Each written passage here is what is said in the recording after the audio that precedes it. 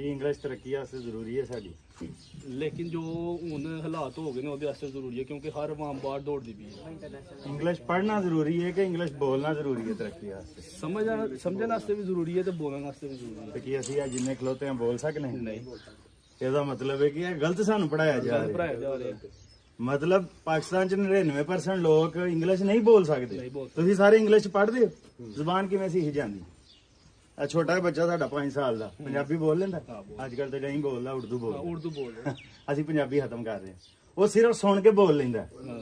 ਅਸੀਂ ਕਿਤਾਬਾਂ ਪੜ੍ਹ ਕੇ ਸਾਨੂੰ ਬੋਲਣੀ ਨਹੀਂ ਆਉਂਦੀ।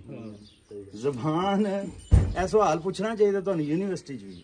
ਅਸੀਂ ਤਾਂ ਇੰਗਲਿਸ਼ ਇਸ ਵਾਸਤੇ ਨਹੀਂ ਪੜ੍ਹਦੇ ਕਿ ਰਿਵਾਜ ਸਾਡੇ ਤੇ ਨਾਫਜ਼ ਜ਼ਬਰਦਸਤੀ ਡੰਡੇ ਦੇ ਜ਼ੋਰ ਤੇ ਅੰਗਰੇਜ਼ ਦੇ ਗੁਲਾਮ ਆ ਅਸੀਂ ਅੱਜ।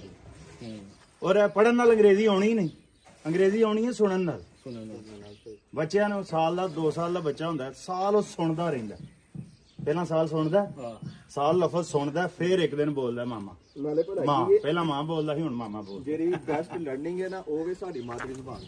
ਅਸੀਂ ਇੰਗਲਿਸ਼ ਪੜ੍ਹਦੇ ਜਾਂਦੇ ਆ, ਸਾਨੂੰ ਪਤਾ ਹੀ ਨਹੀਂ ਲਿਖਿਆ ਕੀ ਹੈ। ਠੀਕ ਹੈ, ਸਿਰਫ ਅਸੀਂ ਡਟਾ ਪੜ੍ਹਨ ਨਾਲ ਜ਼ੁਬਾਨ ਆਉਂਦੀ ਹੀ ਆਉਂਦੀ ਹੋਈ ਨਹੀਂ, ਨਹੀਂ ਹੈ। ਜ਼ੁਬਾਨ ਹੁੰਦੀ ਹੈ ਸੁਣਨ ਨਾਲ। ਸੁਣਨ ਨਾਲ। ਤੁਹਾਡੇ ਕੋਲ ਮੈਂ ਪੁੱਛਾਂ, ਤੁਸੀਂ 20-22 ਸਾਲ ਉਮਰ ਹੈ ਤੁਹਾਡੀ, ਆਪਣੀ ਜ਼ਿੰਦਗੀ 'ਚ ਕਿੰਨੇ ਘੰਟੇ ਤੁਸੀਂ ਇੰਗਲਿਸ਼ ਸੁਣੀ? ਸਾਡੀ ਲਿਸਨਿੰਗ ਸਕਿੱਲ ਹੀ ਨਹੀਂ। ਤੇ ਜ਼ੁਬਾਨ ਹੁੰਦੀ ਹੈ ਸੁਣਨ ਨਾਲ। ਇੱਕ ਬੱਚੇ ਨੇ ਸਾਲ ਪੰਜਾਬੀ ਸੁਣੀ ਹੈ ਜਾਂ ਉਰਦੂ ਸੁਣੀ, ਉਹ ਬੋਲ ਪਿਆ। ਤੁਸੀਂ ਸਾਲ 22 ਸਾਲ ਦੀ ਜ਼ਿੰਦਗੀ ਸਾਲ ਇੰਗਲਿਸ਼ ਸੁਣੀ ਹੈ। ਉਸਤਾਦ ਅੰਗਰੇਜ਼ੀ ਦੀ ਕਿਤਾਬ ਉਰਦੂ 'ਚ ਪੜ੍ਹਾ ਰਿਹਾ ਹੁੰਦਾ। ਸਹੀ ਗੱਲ। ਇਹ ਸਾਡਾ ਤਾਂ ਬੇੜਾ ਗਰਕ ਹੋਇਆ।